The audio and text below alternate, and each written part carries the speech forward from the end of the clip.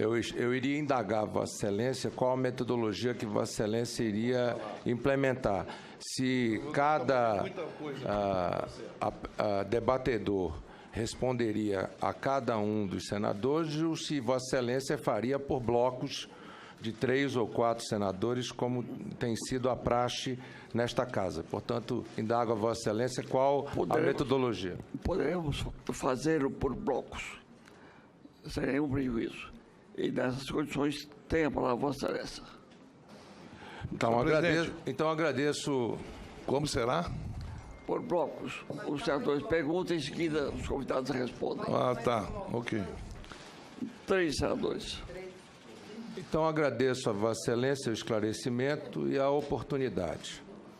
Quero aqui agradecer a presença de todos os convidados que compareceram, lamentar, senhor presidente, a ausência do ministro da Fazenda e do responsável pela Receita Federal do ponto de vista institucional, o doutor Rachid, mas agradeço a presença do doutor Iágaro, que aqui representou o pensamento da fiscalização, porque secretário de Fiscalização da Receita Federal.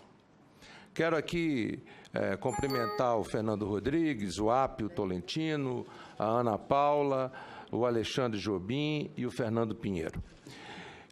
Senhor presidente, eu sou daqueles que defendo também a saúde, defendo o bem-estar e defendo o meio ambiente. É óbvio que a obesidade é uma questão mundial, mas a questão do desenvolvimento sustentável é também uma questão mundial. A questão do desmatamento é também uma questão mundial. A questão da poluição e da qualidade do ar também é uma questão mundial. A questão do ritmo hidrológico, e o Brasil está vivendo nesse momento novamente um desafio hidrológico, é uma questão mundial em função do desmatamento, em função do aumento de carbono, de emissão de carbono para a atmosfera. Então, quando vamos falar da saúde do indivíduo, nós não podemos apenas levar em consideração as bebidas açucaradas. Então, vamos evitar, vamos proibir refrigerantes e bebidas açucaradas e vamos deixar o desmatamento acontecer. Vamos proibir as bebidas açucaradas e vamos permitir que no meu estado, no estado do Amazonas, os caboclos, homens e mulheres, tenham o mesmo direito que os gaúchos têm de desmatar 80% da sua propriedade. Porque nós não temos esse direito. A nós é proibido desmatar 80%. Aos gaúchos e aos brasileiros de outras regiões que não da Amazônia, é permitido. Vossa Excelência sabe disso como filho do Maranhão que é. Quando o Constituinte, senhor presidente, estabeleceu na Zona Franca de Manaus, na Constituinte, como cláusula originária na Constituinte, não fez para beneficiar a Coca-Cola, não fez para beneficiar a Ambev, senhor presidente. Fez para beneficiar brasileiros que viviam esquecidos e abandonados na Amazônia, sem oportunidades de emprego e renda. Por quê? Porque a eles, doutor Fernando, é proibido sequer explorar as riquezas e os recursos naturais que é dado por Deus para o nosso Estado.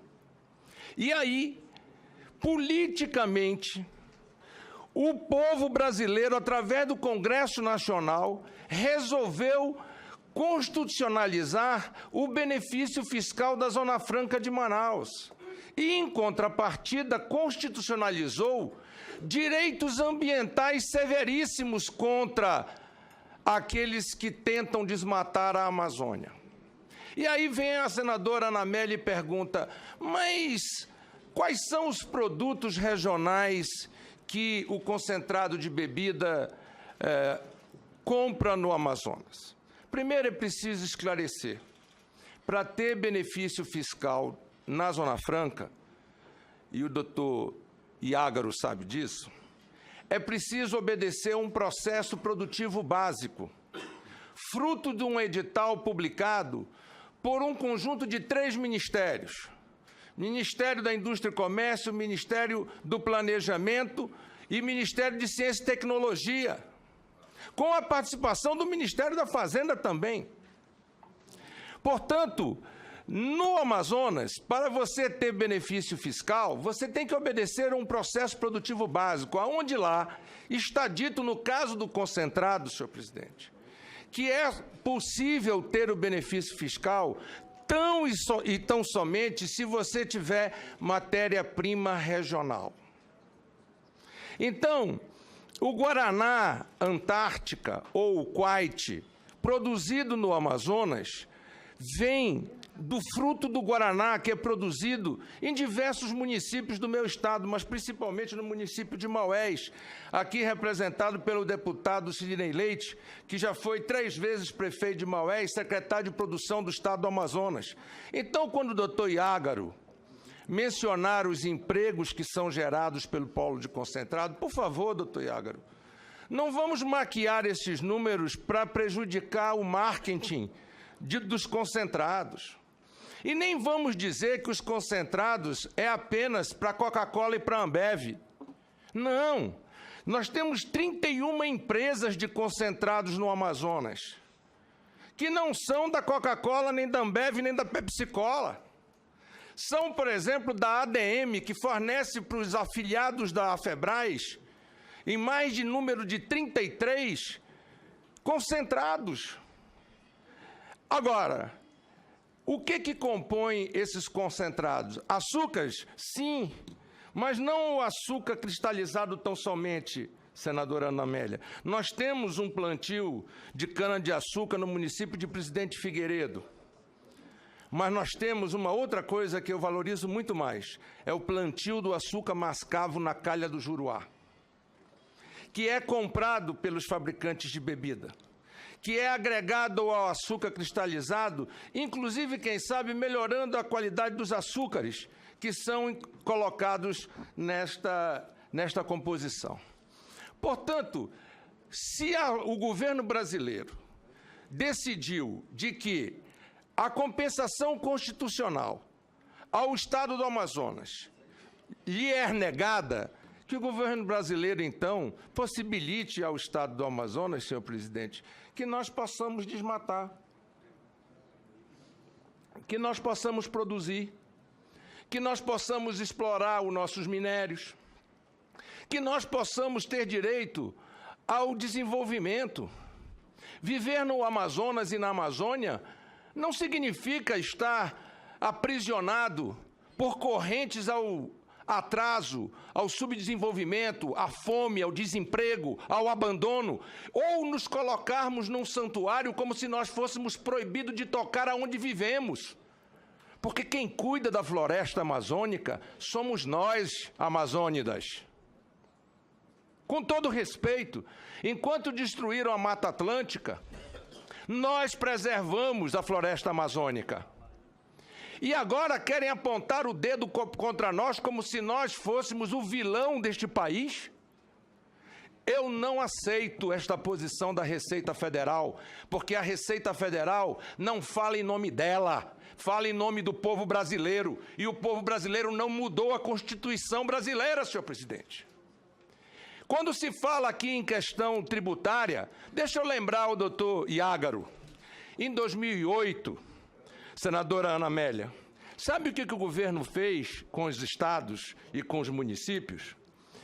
Ele aumentou o PIS e COFINS dos refrigerantes e diminuiu o IPI.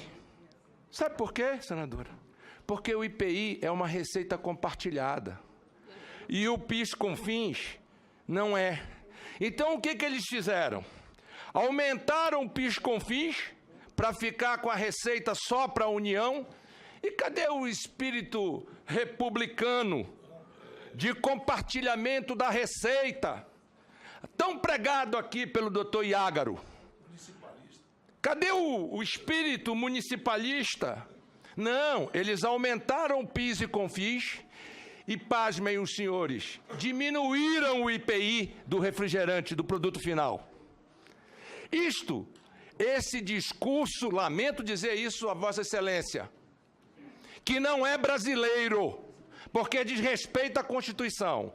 Esse tecnicismo que tenta jogarmos uns contra os outros. Eu votei a favor do super simples para os refrigerantes, para os pequenos. Eu votei a favor. O mesmo super simples que o governo brasileiro busca dificultar o acesso. Eu sei que Vossa Excelência votou a favor. E quero dizer aqui mais, senhor presidente, lucro de grandes empresas, nós temos que ser aqui objetivos, nós não estamos aqui para tornar ou fulanizar o CNPJ de uma empresa. Se uma empresa está descumprindo a lei, que a Receita Federal haja. Agora, o projeto Zona Franca de Manaus não se resume a uma ou duas ou três empresas.